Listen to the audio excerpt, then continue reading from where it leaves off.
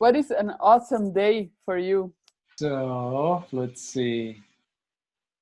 I think I'll talk a little bit about work, but before that, I love to cook. And cooking is a lot like designing with liberating structures. So a little bit like that, when I started cooking, I used recipes until I mastered the cuisine, right? Until I felt I knew the flavors and how to combine them. And so now I don't use recipes. Well, unless I'm learning a new cuisine. So my favorite thing is to design new liberating structures. So right now, because of the pandemic, it feels like many of them are being reinvented for virtual use. So that's really fun. It's super, keeps me paying attention, keeps me happy to have a challenge of translating the work into virtual interaction. The next question is, can you tell us what was the biggest change for you personally after Liberating Structures? When I started, I thought I could help every person who got interested. And I could. There weren't that many. So I had to give that up as soon as liberating structures started to spread around the world and in different domains. So that's the hardest thing to give up is I still work with individual people to learn the repertoire, but I can't keep up with all the places in the world in which it's being used. So I feel,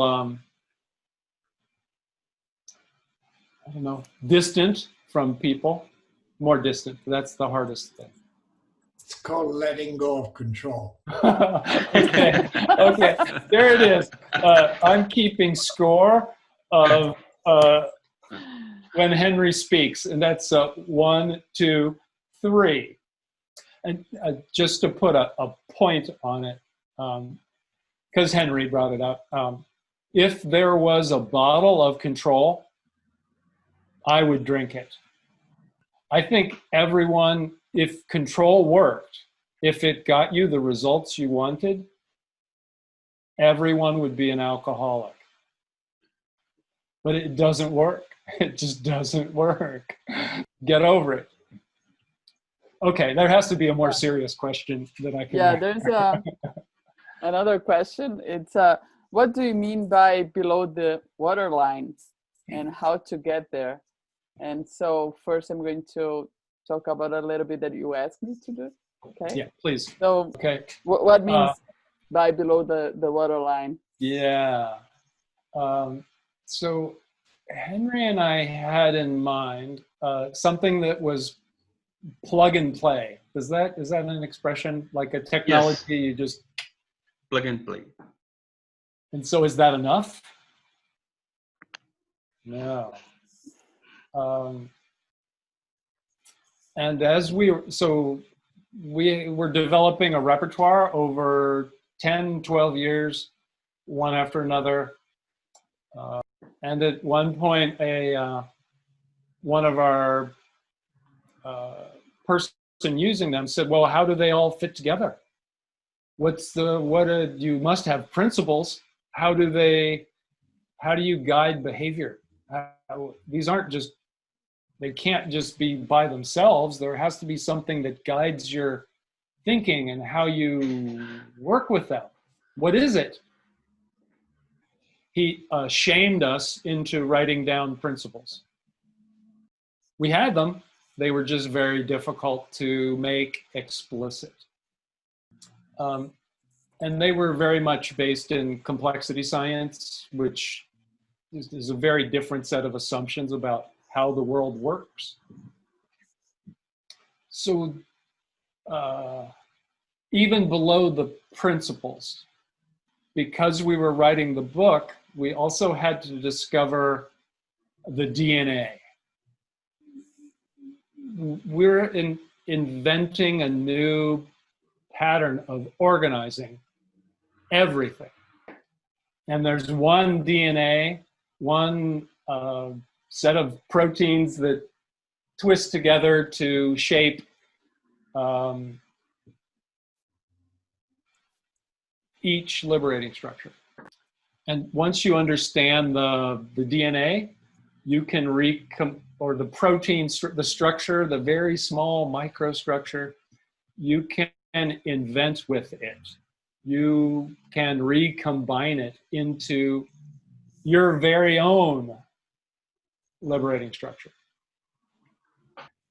And for some people like Carolina, that it crept up on her. You know, it wasn't obvious at the beginning.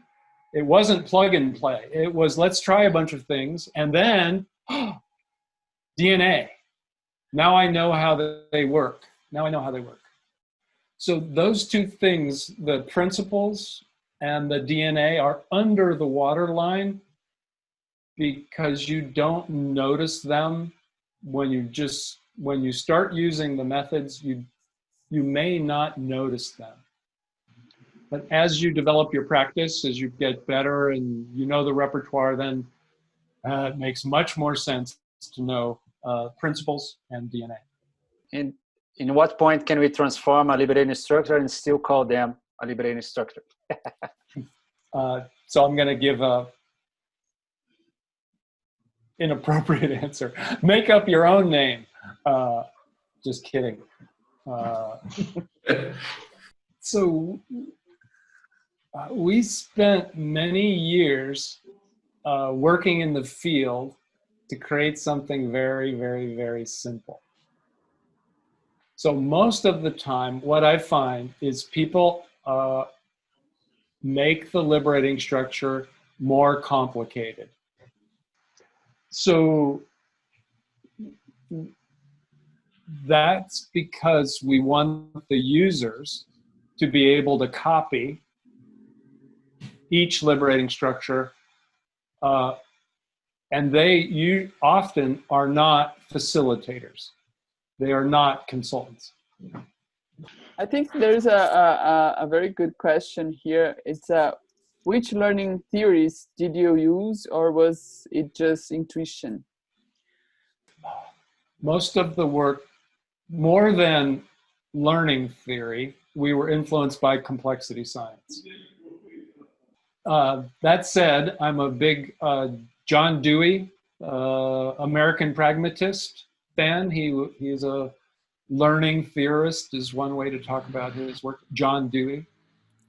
Also in the book, we reference different, small handful of people working in organizational development.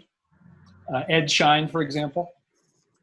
And this woman named, maybe you can see her, Linda Berry. Linda Berry. She's a cartoonist, but an educator. Oh, that's great. A cartoonist educator. And all of her books, Syllabus, highly recommend if you're into learning theory to read Syllabus.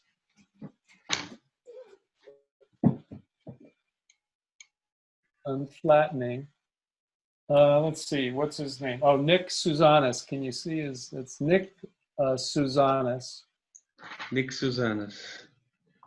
And he got his doctorate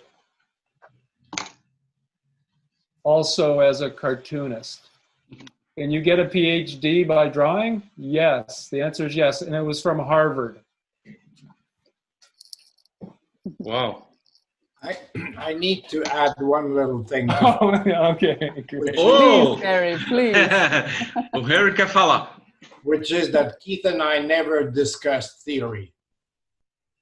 We were very interested in what works, what is effective, we were not we didn't have discussion about should we do this theory or that theory. Never, not once.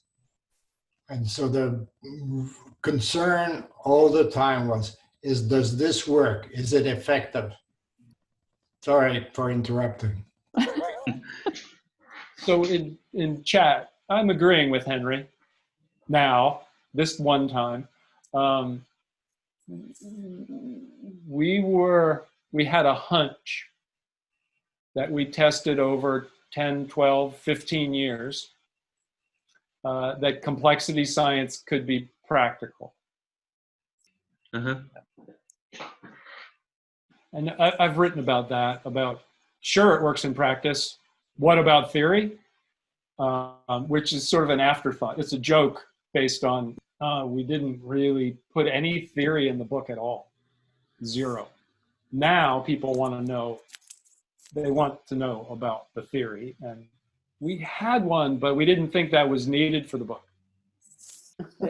So I want to say thank you for you both. And we want to invite you again, when you can, to come again. So because it was so short, we have so much to say. And so thank you very much. Yeah, when we have nothing else to do and time to write, we can talk about things that are theoretically correct, but practically useless. Yeah. One last thing. There are many people in the community interested in theory, and it's worth learning about it if you like that kind of thing. It's great. You will never end your study. And I recently wrote a paper with a young colleague, someone not Henry, called More Magic, Less Mystery. And it's all about complexity science. You don't think of me as a young colleague? Obrigado, os dois. Keith and Henry, thank you so much for coming. So people will speak in English, in Portuguese for you to listen to the thank you in Portuguese is beautiful. Obrigada! Obrigada, obrigada. É isso. Obrigado. Muito Vocês foram obrigada. chibados. Obrigada. Obrigado. Obrigado, Henry. Obrigado, Keith. Valeu. Obrigado. Thank you. Thank you. Thank you. Thank you. Cheers.